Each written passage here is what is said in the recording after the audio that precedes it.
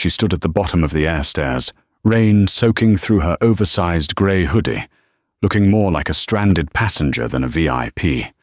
The flight crew of the Gulfstream G650 looked down from their dry, leather-trimmed perch with sneers of disgust. They saw a woman they deemed unworthy of the tarmac, let alone the $40 million jet behind them. They laughed, they blocked her path, and they threatened to call security. They had no idea that the woman shivering in the rain wasn't just a passenger. She was the name on their paychecks. Within the hour, their arrogance would collide with reality in a way that would leave the entire aviation industry in shock. This is the brutal, true-to-life story of instant karma, where judgment based on appearance leads to the ultimate downfall. The rain at Teterboro Airport in New Jersey was relentless. It wasn't a cleansing rain, it was a cold, industrial downpour that smelled of jet fuel and wet asphalt. On the tarmac, the lights of the private hangars blurred into streaks of yellow and white, reflecting off the slick black ground. Sitting like a crown jewel amidst the dreariness was a Gulfstream G650, its white fuselage gleaming under the floodlights. It was a machine built for speed and excessive comfort, capable of crossing oceans while its passengers slept in Egyptian cotton sheets. Inside, the atmosphere was perfectly controlled. 70 degrees, smelling of fresh orchids and expensive leather. Tiffany St. James, the lead flight attendant, checked her reflection in the galley mirror for the 10th time. She smoothed her navy blue skirt, adjusted the silk scarf at her neck, and applied a fresh coat of crimson lipstick. Tiffany prided herself on being the gatekeeper of luxury. She had flown with rock stars, senators, and tech moguls. She knew how to pour vintage Dom Perignon without spilling a drop during turbulence, and she knew how to make people feel small with a single glance. "Is the catering loaded?" called out Captain Marcus Thorne from the cockpit. His voice boomed with the authority of a man who had flown commercial for 20 years before upgrading to the private sector. Marcus was a good pilot, but his ego took up more space than the flight deck allowed. "Catering is set, Marcus," Tiffany replied, her voice clipped. "Lobster thermidor, Wagyu sliders, and the specific vegan truffles the management company insisted on. Though I doubt the owner even knows the difference between a truffle and a toadstool." She walked into the main cabin, where the junior attendant, a nervous young woman named Chloe, was fluffing pillows. "Stop touching them, Chloe," Tiffany snapped. "You're leaving fingerprints on the silk. This flight has to be flawless. We don't know who the new owner is yet, only that the acquisition closed yesterday. First impressions are everything." "I heard it might be a rapper," Chloe whispered, stepping back. "Or maybe an oil tycoon from Texas." "I don't care if it's the Pope," Tiffany said, checking her watch. "They are 20 minutes late. I hate late clients. It shows a lack of breeding." Outside, the wind whipped across the open tarmac. A yellow taxicab, looking wildly out of place among the black SUVs and limousines usually parked near the hangar, rolled up to the security gate. After a brief, confused exchange with the guard, the gate opened, and the taxi drove slowly toward the jet. Tiffany peered out the porthole window. "You have got to be kidding me." "What is it?" Marcus asked, stepping out of the cockpit. "A taxi, a dirty yellow New York City taxi just pulled up to the jet," Tiffany said, her lip curling in disgust. "Who takes a cab to a private flight?" Marcus looked over her shoulder and chuckled. Maybe the catering company forgot the napkins, or maybe the owner's assistant is sending a courier. The taxi door opened, and a woman stepped out. She didn't look like an owner. She didn't look like an assistant.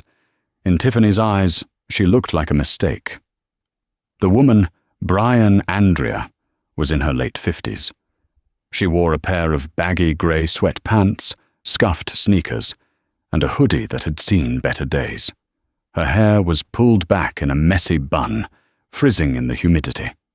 She dragged a battered canvas duffel bag out of the back seat, thanked the driver, and shut the door. The taxi drove off, leaving her standing alone in the pouring rain. Brian took a deep breath. It had been a long, terrible week. Her son was in the hospital in Boston, following a car accident, stabilized but scared. She hadn't slept in 48 hours. She had purchased the jet specifically to facilitate travel between her business headquarters in New York and the specialist clinic in Boston, needing to save every hour she could. She hadn't had time to change. She hadn't had time to shower. She just wanted to get on the plane, close her eyes, and be with her son. She walked toward the stairs of the jet, head down against the wind. Inside the plane, Tiffany watched the woman approach. "Oh, absolutely not," she muttered. "Who is that?" Chloe asked, squinting. "It looks like a homeless person wandered onto the airfield," Tiffany said, already moving toward the door. "Or maybe one of the cleaning crew got the wrong hanger. Either way, she's not tracking mud onto my carpet." Tiffany hit the button to lower the air stairs, but instead of waiting for the woman to ascend, she stood at the top, blocking the entrance like a bouncer at an exclusive club. Marcus stood behind her, crossing his arms, an amused smirk playing on his face. Brian grabbed the railing, her knuckles white from the cold. She looked up and saw the two crew members staring down at her. She offered a tired, faint smile. "Good evening," Brian said, her voice raspy. "I'm sorry about the delay. Traffic in the tunnel was a nightmare." Tiffany didn't move. She didn't smile back. She looked Brian up and down, her gaze lingering on the wet sneakers. "Can I help you?" Tiffany asked, her tone dripping with icy condescension. "Deliveries go to the rear of the hangar. You're not supposed to be on the tarmac." Brian blinked, confused. She wiped rain from her glasses. "Deliveries? No, I'm the passenger. I'm Brian Andrea." Tiffany let out a short, sharp laugh. She turned to Marcus. "Did you hear that? She says she's the passenger." Marcus leaned forward, his voice booming over the sound of the rain. "Ma'am, you need to step back. This is a restricted area. The airport police will pick you up if you don't leave immediately." "I don't think you understand," Brian said, her voice hardening slightly. She climbed one step. "I am boarding this plane. I have a flight scheduled for Boston. My name is on the manifest." "Stop right there," Tiffany shouted, holding up a hand. "Do not take another step. Look at you. You're soaking wet. You smell like exhaust fumes, and you think you're walking onto a Gulf Stream. Who put you up to this? Is this some kind of TikTok prank?" Brian froze. The shock of the disrespect hit her harder than the cold rain. She was used to being underestimated. It was a byproduct of being a self-made black woman in the world of high-stakes tech investing. But this was blatant hostility. "I assure you this is not a prank," Brian said, trying to keep her composure. "I purchased this aircraft through the holding company, Vancor Enterprises, yesterday. Now please move aside. I am exhausted." "Vancor Enterprises," Marcus mocked, shaking his head. "Yeah, I saw the memo, and I'm sure the CEO of a multi-billion-dollar holding company arrives in a yellow cab looking like she just dumpster dived for dinner." "Check the manifest," Brian insisted, shivering now as the wind picked up. "Call the management office. Just check the name." "I don't need to check anything," Tiffany sneered. "I know what our clients look like. They wear Rolexes, not rubber bands. They carry Louis Vuitton, not whatever that trash bag is." She pointed at Brian's canvas duffel. "We are waiting for a VIP. We are not running a shelter. Now get off the stairs before I have security drag you off." Brian stood there, the rain plastering her hair to her face. A slow, burning fire ignited in her chest. It wasn't just anger, it was the realization of exactly who these people were.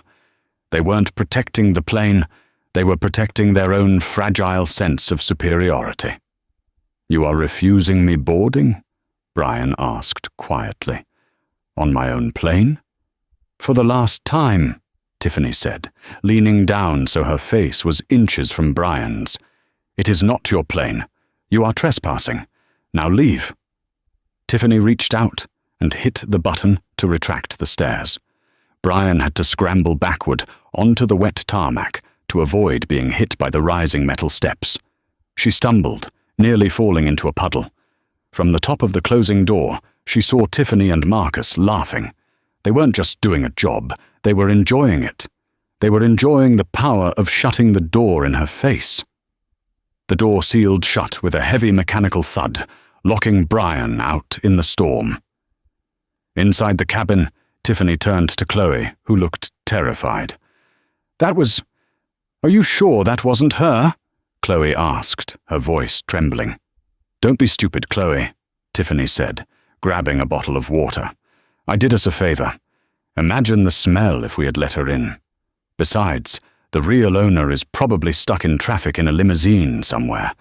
We just kept the cabin pristine for them." Marcus walked back to the cockpit, chuckling. "Crazy lady. Teterboro security is slipping. I'll radio the tower and tell them there's a vagrant wandering the ramp." Outside, Brian Andrea stood alone in the rain. She watched the door close. She watched the warm light of the cabin disappear. She looked down at her wet clothes, then back up at the cockpit window where she could see Marcus putting on his headset. She didn't scream. She didn't bang on the hull. She reached into her wet pocket and pulled out a waterproof phone. She didn't call the police. She didn't call a lawyer. She dialed a number saved as Aviation Management Direct. "Hello, this is David," a voice answered on the first ring. "David," Brian said, her voice calm, deadly, and as cold as the ice forming on the wings. "This is Brian Andrea. I'm standing outside my jet at Teterboro." "Miss Andrea, oh my God, are you there already? Did the crew welcome you?" "No, David, they didn't," Brian said, her eyes fixed on the plane. "They just retracted the stairs on me. They told me I looked like a vagrant and threatened to call the police." There was a silence on the other end of the line, so profound it felt like the world had stopped turning. They did what?" David whispered. "They denied me boarding, David. They judged me by my hoodie and left me in the rain." Brian wiped water from her face. "I want you to listen to me very carefully. Do not call the crew. Do not warn them. I want you to come to the hangar, right now, and bring the termination paperwork for everyone." "I'm on my way," David said. "I'm 10 minutes out." Brian hung up. She looked at the plane, the engine auxiliary power unit humming softly.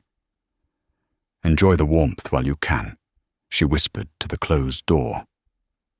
Inside the Gulf Stream /50R, the atmosphere had returned to a state of manicured perfection, though the tension was thick enough to choke on. Tiffany St. James moved through the cabin, rechecking the baccarat crystal glasses she had already polished 3 times. She was running on adrenaline, the kind that comes from a perceived victory over chaos. "Did you see her shoes?" Tiffany asked, laughing as she adjusted a vase of white orchids. "They were literally falling apart. I bet she walked here from the highway. Teterboro really needs to upgrade their perimeter fencing.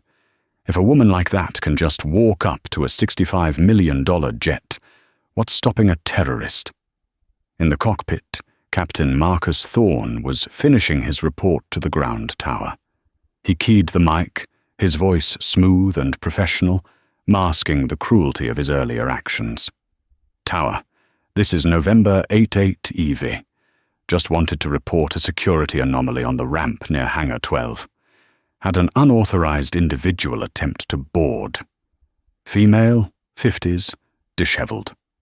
She's vacated the immediate area, but you might want to send a patrol car to sweep the perimeter." "Copy that. November 88 EV. We'll send a unit. Thanks for the heads up, the controller replied. Marcus leaned back, satisfied. He turned to his co-pilot, a quiet man named Greg, who had been doing pre-flight checks during the altercation and had missed the face-to-face encounter. Can you believe the nerve? She claimed to be the owner. I'm Brian Andrea, Marcus mimicked in a high-pitched, shaky voice. Yeah, and I'm the King of England. Greg frowned, looking up from the flight management system. Andrea? That's the name on the flight plan, isn't it? Brian Andrea? It's a common name, Greg, Marcus dismissed, waving his hand. Probably saw it on a news ticker or Googled the tail number registration. Grifters are smart these days. They do their homework, but they always forget the costume. You don't show up to a G650 wearing a hoodie unless you're Zuckerberg, and she definitely wasn't tech royalty. Back in the cabin, Chloe, the junior flight attendant, was sitting on the jump seat, biting her lip. She felt a knot in her stomach that wouldn't go away. Tiffany? Chloe asked quietly. What if? Just what if? It was her. Tiffany spun around, her eyes narrowing. Don't be ridiculous. I've been flying private for 12 years. I know money. Money smells like sandalwood and fearlessness. That woman smelled like rain and desperation. If that was the owner, I'll eat my scarf. She checked her watch. The real owner is 30 minutes late now. I'm going to open a bottle of the sparkling water, just to stay hydrated. We need to be on point when the limousine pulls up. Meanwhile, 300 yards away, inside the sleek glass-walled lobby of Signature Flight Support, the FBO, fixed base operator, handling the logistics for the flight, Brian Andrea sat on a leather sofa. She wasn't crying. She wasn't shouting. She was sipping a hot tea that the receptionist, a kind young woman named Sarah, had brought her immediately upon seeing her state. Brian had walked from the jet to the main building, soaking wet, dragging her bag. Unlike her own crew, the staff at the FBO recognized the look in her eye, even if they didn't know her bank balance. Here's a towel, Mum, Sarah had said, offering a plush white towel without asking questions. Can I call you a car? No, Brian had replied, drying her hair. I'm waiting for someone. Her phone buzzed. It was a text from her son in Boston. Mum, are you in the air yet? Doctors are asking about the consent forms. Brian's heart squeezed. Every minute she sat here was a minute she wasn't with him. The arrogance of the crew wasn't just an insult. It was stealing time from her family. That was the unforgivable sin. The automatic doors of the FBO slid open with a rush of wind. A man in a soaking wet trench coat burst in, looking frantic. It was David Mercer, the vice president of aircraft management for the charter company that operated Brian's jet. He scanned the room, his eyes wild. When he landed on Brian, still in her grey hoodie, damp hair plastered to her forehead, the colour drained from his face. He didn't see a vagrant. He saw the woman who had just signed a contract worth millions in management fees alone. Miss Andrea, David gasped, rushing over. He looked like he might kneel. Miss Andrea, I cannot find words. Brian set her tea down. Her demeanour shifted instantly from tired mother to the CEO who had dismantled hostile boardrooms for decades. She stood up, and despite her height and attire, she towered over him. David, she said coolly, you have a very protective crew. I am so sorry, David stammered, wiping rain from his glasses. I came as fast as I could. I tried to call Captain Thorne, but you told me not to. Good, Brian said, because I want to see their faces when we walk up the stairs together. I want to know exactly who I am employing. Miss Andrea, we can get a replacement crew, David offered, his hands shaking slightly. It will take 2 hours to fly them in from Dulles, Or maybe we can borrow a crew from another jet on the tarmac." "No," Brian cut him off. "I need to get to Boston. My son is in the ICU. I do not have 2 hours." "Then, you want to fly with them?" David looked horrified. "I want to board my plane," Brian said, grabbing her duffel bag before David could reach for it. "What happens after I board is entirely up to how they handle the next 5 minutes. Shall we?" They walked out of the FBO and into David's black SUV. He drove them across the tarmac, the windshield wipers slapping furiously against the rain. The Gulfstream sat alone, its engines idling, a beacon of exclusivity that had locked its own mistress out. As the SUV pulled up to the stairs, Brian saw movement in the cockpit window. "They think you're the VIP," Brian said dryly. "They think the real passenger has finally arrived." "This is going to be a bloodbath," David whispered to himself. "Let's go," Brian said. Inside the jet, the chime signaled the arrival of a vehicle. "Finally!" Tiffany exclaimed, clapping her hands. "Showtime, everyone. Chloe, stand up straight. Marcus, get ready to greet." Tiffany rushed to the control panel and lowered the air stairs again. She checked her reflection one last time, plastering on a smile that was bright, welcoming, and completely artificial. She grabbed a silver tray with hot towels, ready to offer premium service the moment the client's foot hit the cabin floor. She stood at the top of the stairs, leaning out slightly to shield herself from the rain, beaming down at the black SUV. The passenger door opened. An umbrella popped out, held by a man. "Excellent," Tiffany murmured. "Male passenger. Probably the oil tycoon." David Mercer stepped out, holding the umbrella high. Tiffany recognized him immediately. She felt a flash of confusion. Why was the VP of management here? But quickly rationalized it. He probably wanted to greet the new owner personally. "Nice touch, David." Then, David stepped aside. From the back seat, the same woman in the grey hoodie emerged. Tiffany's smile faltered, twitching at the corners. Her brain short-circuited. Why is David giving a ride to the homeless woman? Why is he bringing her back here? David guided Brian toward the stairs, holding the umbrella over her head with the reverence one would show a head of state. Brian walked with her head high, her gaze fixed on the top of the stairs where Tiffany stood frozen. As they ascended, the sound of the rain seemed to fade, replaced by the thudding of Tiffany's heart. She looked at David, waiting for him to explain, waiting for him to tell the woman to get back in the car. But David didn't look at Tiffany. He looked at the floor, his face pale. Brian reached the top step. She stopped exactly where she had stood 20 minutes ago. She looked Tiffany dead in the eye. "Hello again," Brian said. Her voice was devoid of warmth. Tiffany blinked, her mouth opening and closing like a fish. "David, what is... I don't understand. Why is she back?" David stepped up behind Brian, closing the umbrella and shaking it off. He looked at Tiffany with a mixture of anger and pity. "Tiffany," David said, his voice cracking. "Please step aside so Miss Andrea can board her aircraft."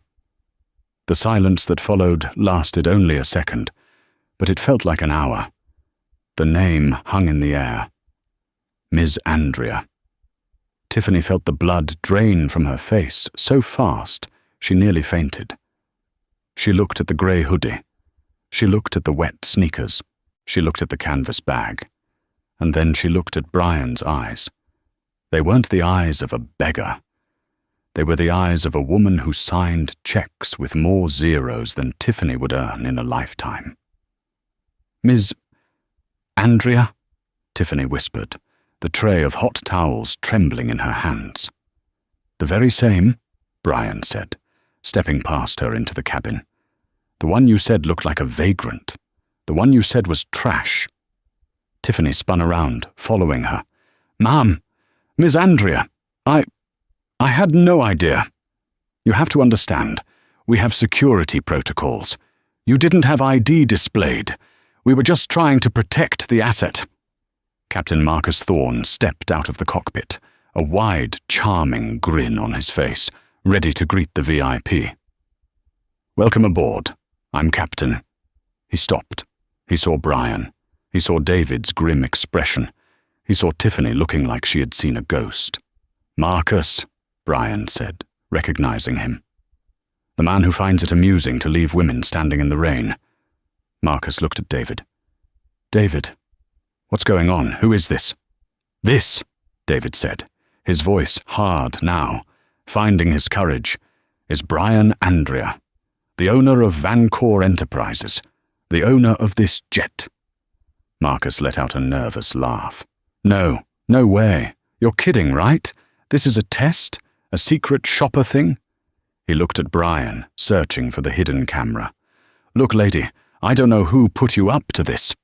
"Marcus, shut up!" David snapped. "Shut up right now." Marcus stiffened. The reality began to sink in. He looked at Brian's clothes, then at her face.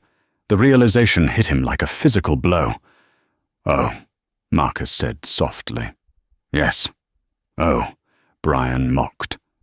She dropped her duffel bag onto one of the beige leather seats, the very seat Tiffany had been so worried about protecting. The wet canvas left a dark spot on the pristine leather. Nobody said a word. Brian turned to face the three of them. Chloe was standing in the back of the galley, tears already welling up in her eyes. Tiffany was shaking. Marcus was turning red. "I have a son in Boston," Brian began, her voice low and steady. "He is in the hospital. I bought this plane so I could get to him faster, so I wouldn't have to worry about schedules or delays. I didn't dress up for you because I didn't think I had to perform for my employees." "Ms. Andrea, please," Tiffany interrupted, her voice high and desperate. "If we had known, usually owners, they dress. We just assumed."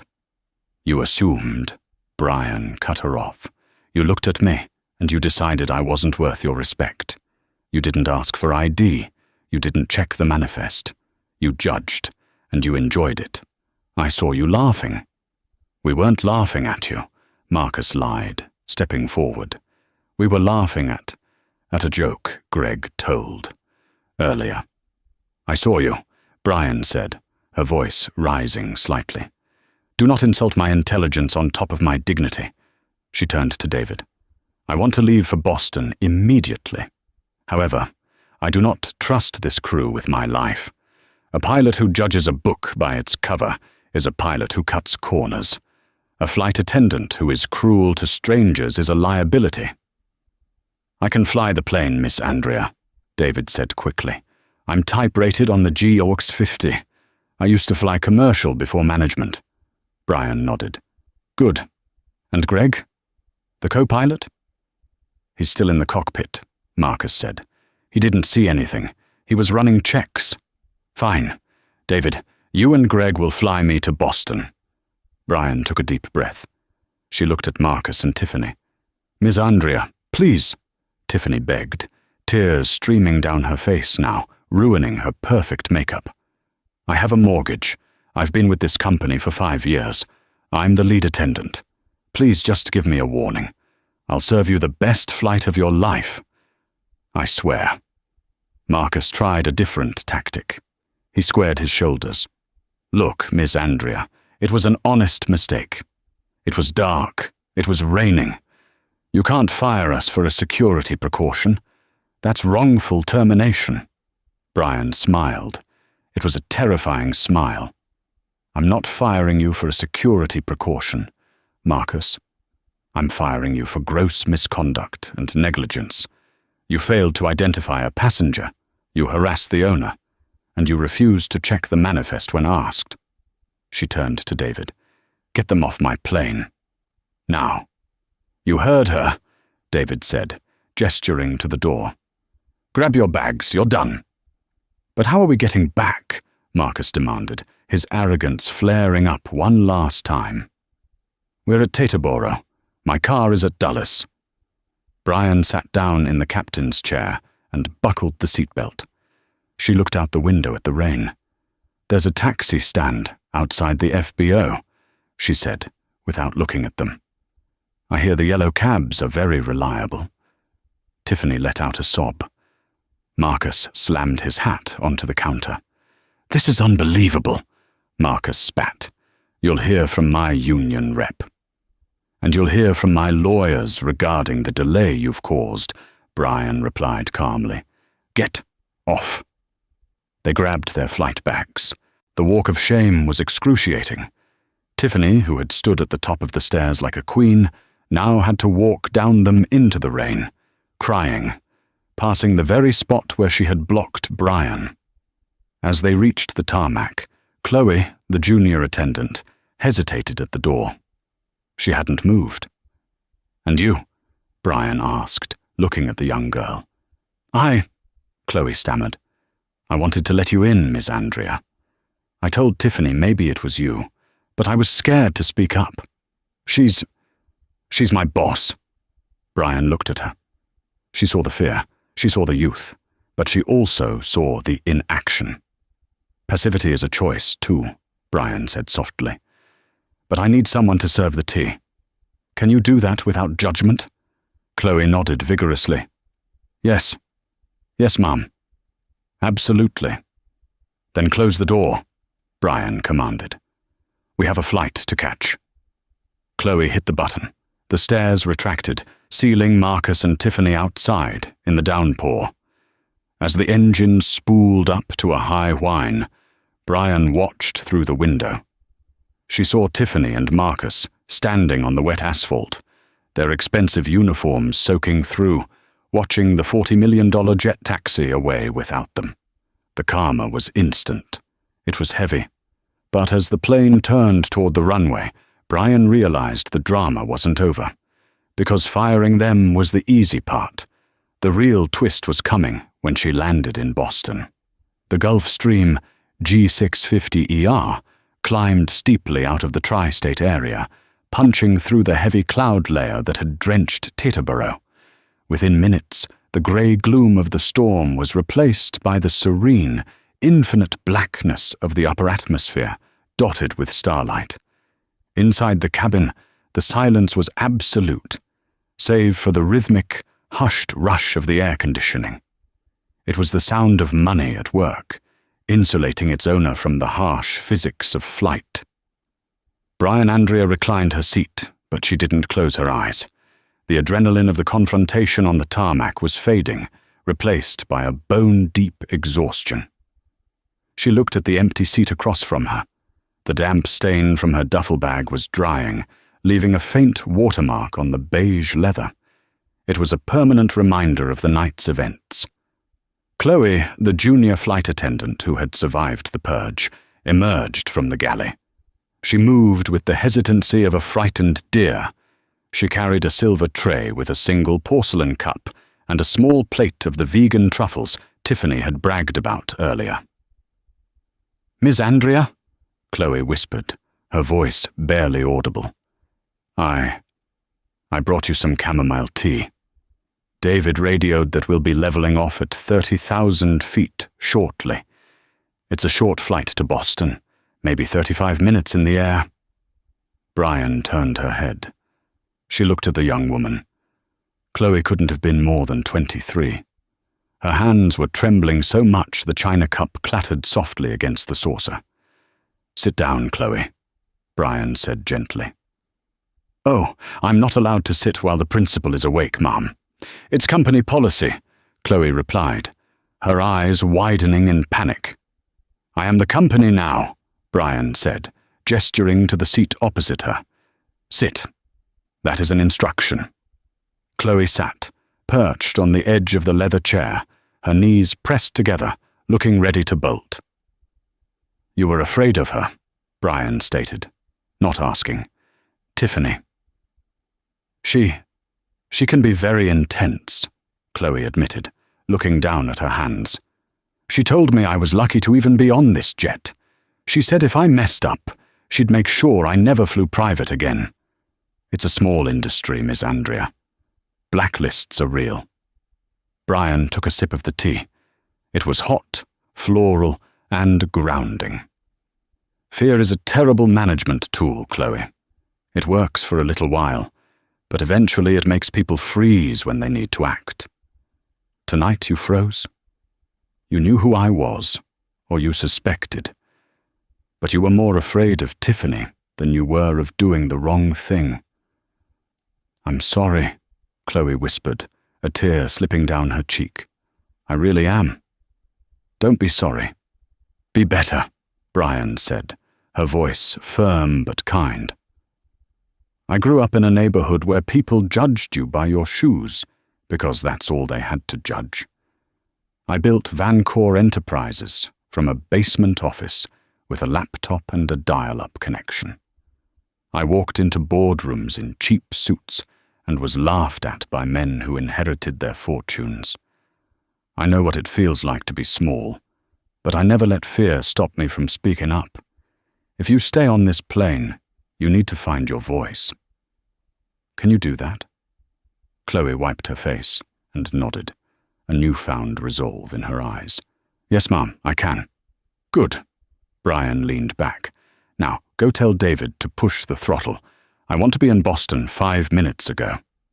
Up in the cockpit, David Mercer was sweating. He hadn't flown a G650 in 6 months, usually sticking to the simulator for his currency checks.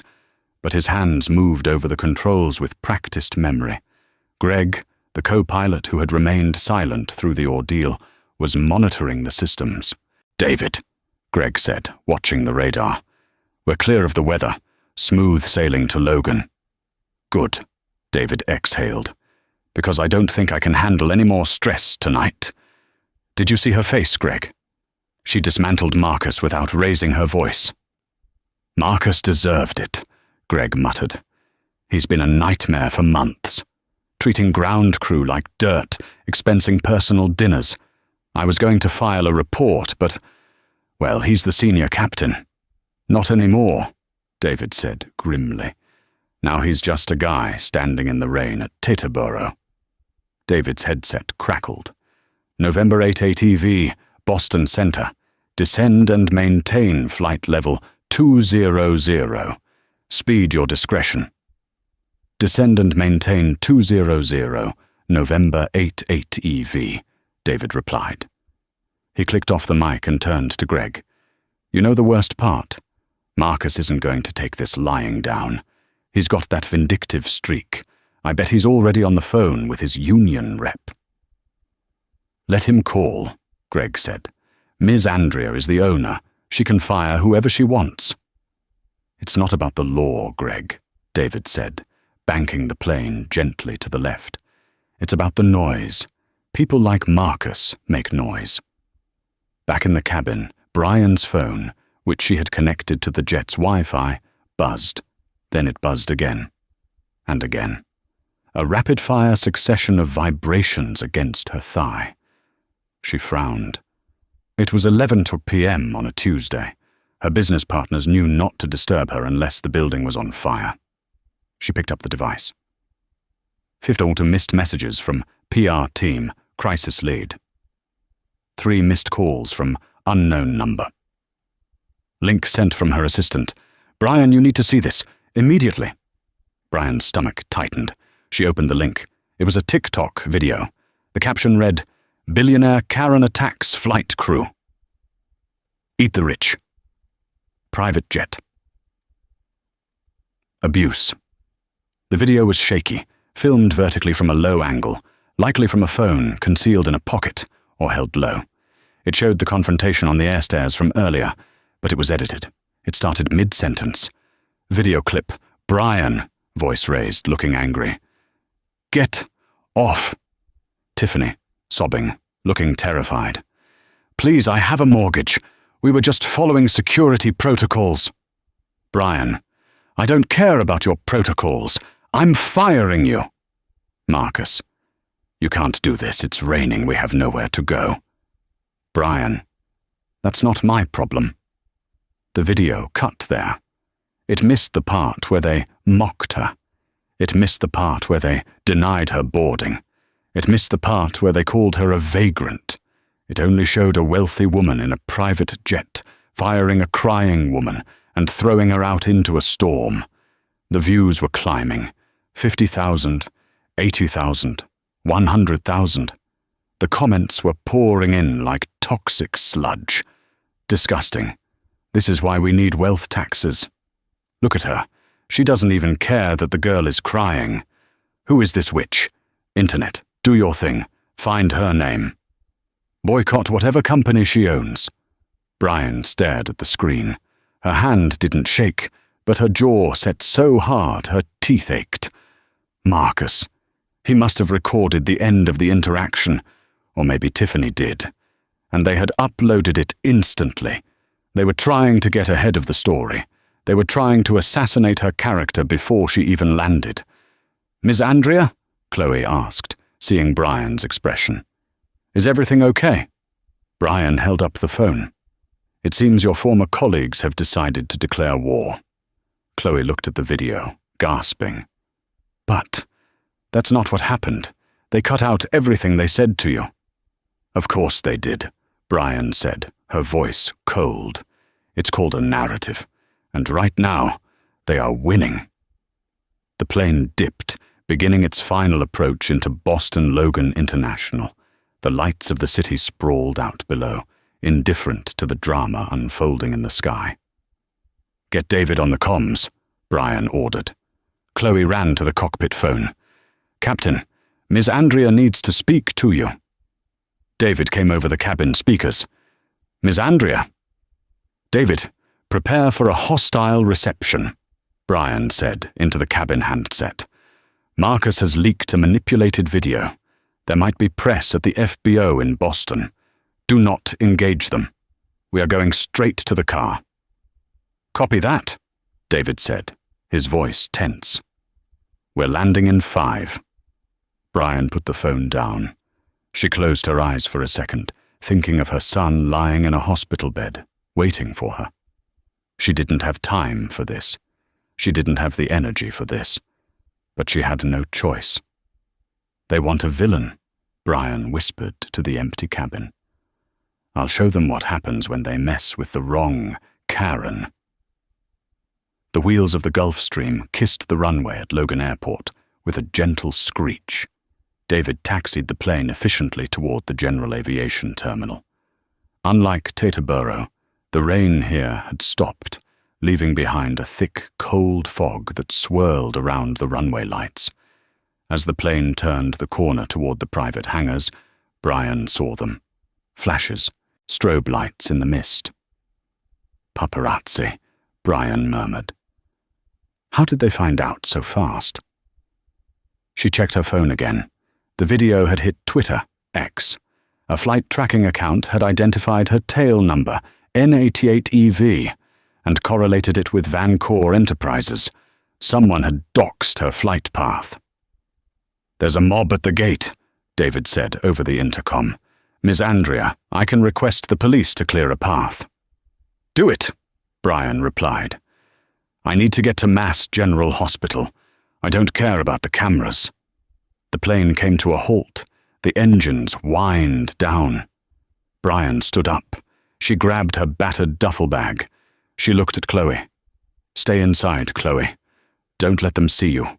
If they see a young, scared flight attendant, they'll spin it that I'm holding you hostage.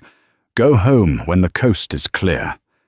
"Miss Andrea, what are you going to do?" Chloe asked. "I'm going to see my son," Brian said. The door opened. The stairs lowered. The moment Brian stepped into the cool Boston air, the shouting started. Even from 50 yards away, behind the chain-link fence of the FBO, the photographers were screaming, "Brian! Brian! Why did you fire them? Did you assault the crew? Ms. Andrea, do you hate the working class?" A wall of police officers was holding back a small group of reporters and a few curious onlookers who had seen the TikTok trend. Brian walked down the stairs, her face impassive. She didn't cover her face. She didn't run. She walked with the steady, plodding rhythm of a mother on a mission. A black town car was waiting on the tarmac, engines running. The driver, a large man named Frank who had worked for her for 10 years, opened the door. "Rough night, boss," Frank said, shielding her body with his own, as a camera lens poked through the fence. "Drive, Frank. Hospital. Now." As the car sped away, leaving the flashing lights behind, Brian pulled out her iPad. She needed to assess the damage. The narrative was spiraling out of control. Boycott Vancouver was trending. Her company's stock, which traded on the Asian markets that were currently open, was already seeing a slight dip. The board of directors would be calling soon. But then she saw an interview. It was live on a local New York news station, streamed to YouTube. It was Marcus and Tiffany. They were standing outside the Teterboro terminal, looking wet and pathetic. Tiffany was still crying. Marcus was holding her, looking stoic and aggrieved. Reporter: "So tell us what happened." Marcus: "We were just doing our jobs." She showed up looking unverified. "No ID. We asked for identification, just standard safety procedure." And she just snapped. She started screaming that she owned us, that she could buy and sell our lives. She threw us off the plane. She endangered the flight. Tiffany: "She called me. She called me the help. She said I wasn't worth the air in the cabin. I've never been so humiliated." Brian gasped. Liars. Absolute liars. They were doubling down. They knew that if the truth came out, that they had judged her for her appearance, they would be unhireable. So they invented a story where Brian was the aggressor, the elitist snob. They were weaponizing her wealth against her. Frank looked in the rearview mirror. "You want me to call the lawyers?" "No," Brian said, her mind racing. "Lawyers take weeks. The internet takes minutes. If I stay silent, I'm guilty." She arrived at Mass General Hospital 20 minutes later. The sterile smell of the corridors calmed her more than the luxury of the jet ever could. This was real. Life and death. She found her son, Julian, in the ICU recovery wing. He was awake, his leg in a cast, bruises on his face, but alive. "Mum," he croaked, reaching out a hand. Brian dropped her bag and rushed to him, burying her face in his shoulder. For 10 minutes, the world outside didn't exist. There were no jets, no viral videos, no lies, just her boy. "I made it," she whispered. "I'm here." "Mum," Julian said softly, pulling back. He held up his phone. "My friends are texting me. They're sending me this video. Is it true? Did you really scream at a girl?" Brian's heart broke. Even her son had seen it. "No, Julian, it's a lie. They wouldn't let me on the plane because I was wearing sweatpants. They left me in the rain." Julian looked at her, then at her hoodie. He managed a weak smile. "You do look a little rough." "Thanks," she chuckled, wiping her eyes. "You're going to fight them, right?" Julian asked. His eyes were fierce. "You're not going to let them lie about you." "I have to focus on you," Brian said. "I'm fine. The doctors said I'm lucky. But Mum, if you let them win, they'll do it to someone else. You always told me. The truth doesn't defend itself. You have to defend it." Brian stood up. She walked to the window of the hospital room, looking out at the Boston skyline. She thought about Tiffany's sneer. She thought about Marcus's smug lie on the news. They were gambling that she was too dignified to get in the mud with them. They were wrong. "Frank," Brian said into her phone. "Are you still downstairs?" "Yes, boss." "Get me the number for the head of security at Teterboro Airport, and call David back on the plane. I need him to pull the cockpit voice recorder data before it's overwritten, and the cabin security camera." "The cabin has a camera?" Frank asked. "The G650ER has a flight deck entry camera," Brian said, a cold smile forming. "And the FBO at Teterboro has high-definition surveillance of the tarmac, with audio pickup for the ground crew." She turned back to her son. "Julian, get some sleep. Mommy is going to produce a movie.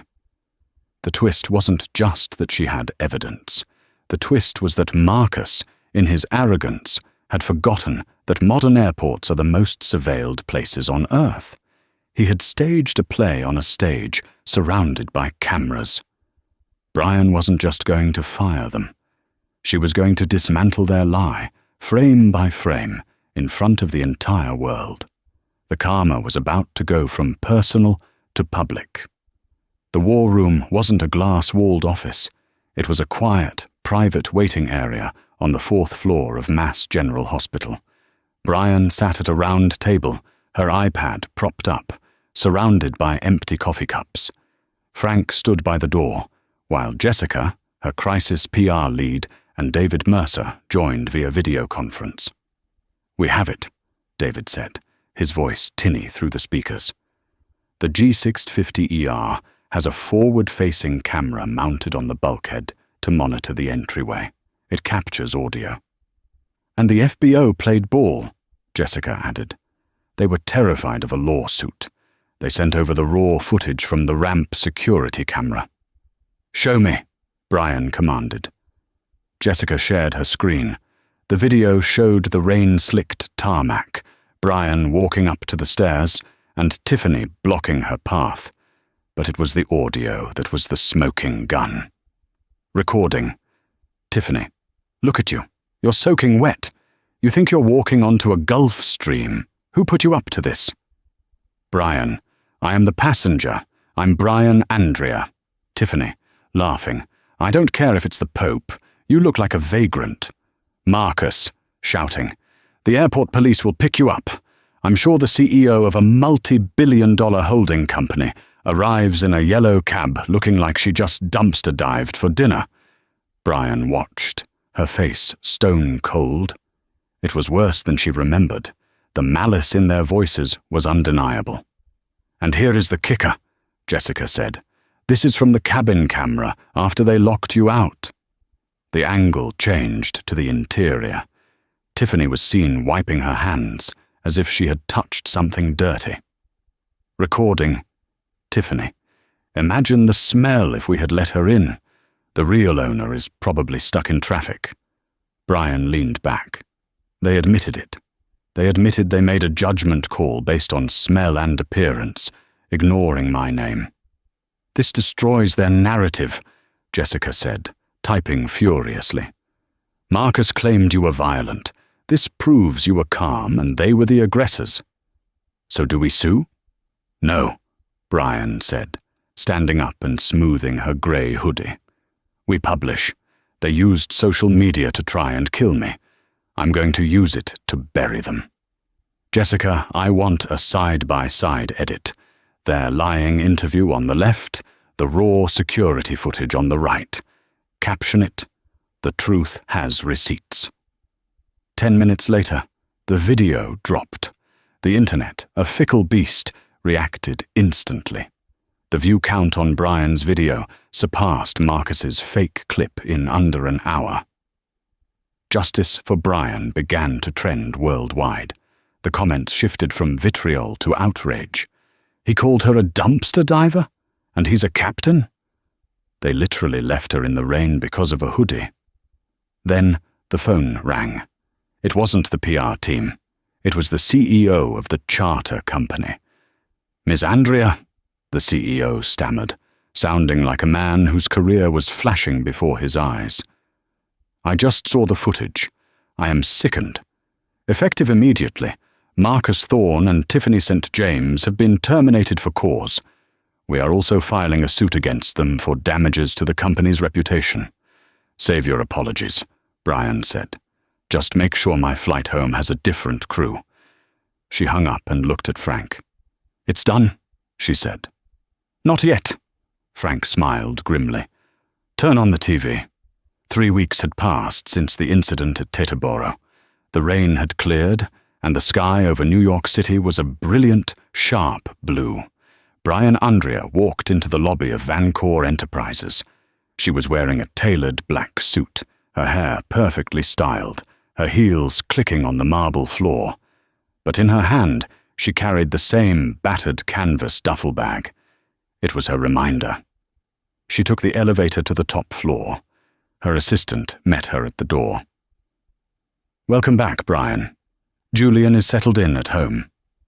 "He's doing great," Brian smiled. "Physical therapy starts tomorrow." "There's someone waiting for you in the lobby. I told them to leave, but they insisted." Brian frowned. "Who?"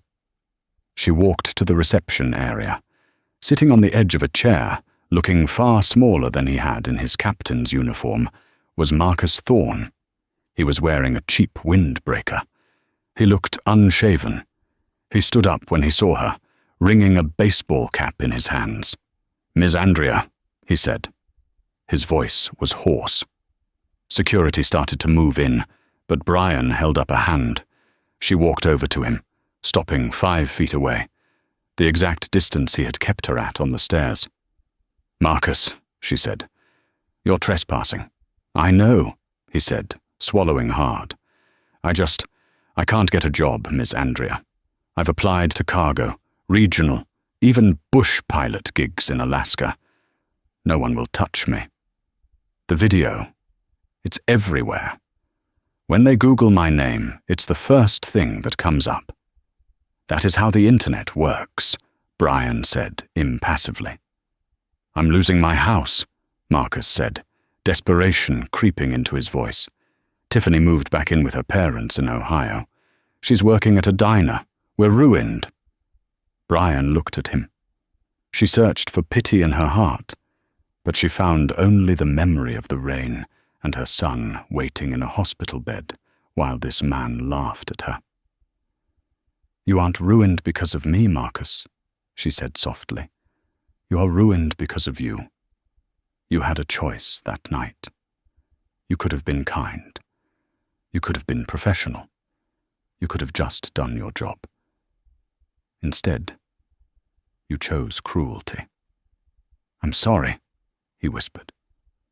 "I really am. I believe you are sorry that you got caught," Brian replied. "I believe you are sorry that I turned out to be powerful.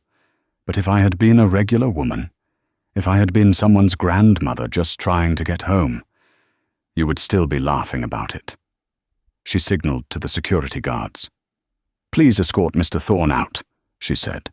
"Miss Andrea, please," Marcus pleaded as the guards took his arms. "Just take the video down, please. The truth doesn't come down, Marcus," she said, turning her back on him. "It stays up forever." She walked into her office and closed the heavy glass door. The sound of his pleading was cut off instantly. She walked to the window and looked out at the city. She thought about the power dynamics of the world, how easy it was for people in uniforms, people with a little bit of authority, to crush those they deemed lesser. She picked up her phone and dialed David Mercer, who had been promoted to Director of Operations for her private fleet. "David," she said, "is the jet ready?" "Fueled and waiting, Miss Andrea," David replied cheerfully. "And Chloe is the lead attendant today. She's really stepped up." "Good," Brian said. "And David, make sure there's a standing order for the entire fleet." "What's that, Mom?" "No dress codes for passengers," she said, watching a plane streak across the sky. "And if anyone shows up in the rain, you invite them inside before you ask for their ID." "Understood, Miss Andrea."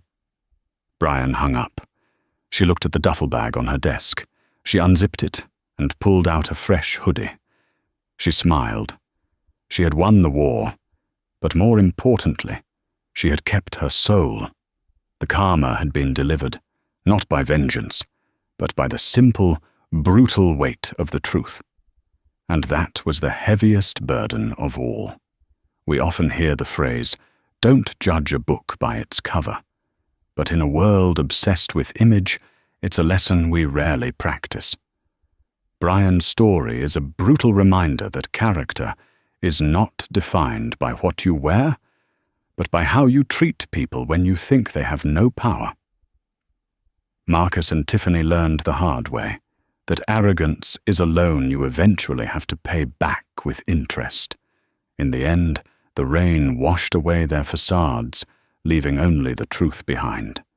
If you enjoyed this story of instant karma and justice, please smash that like button. It really helps the channel grow.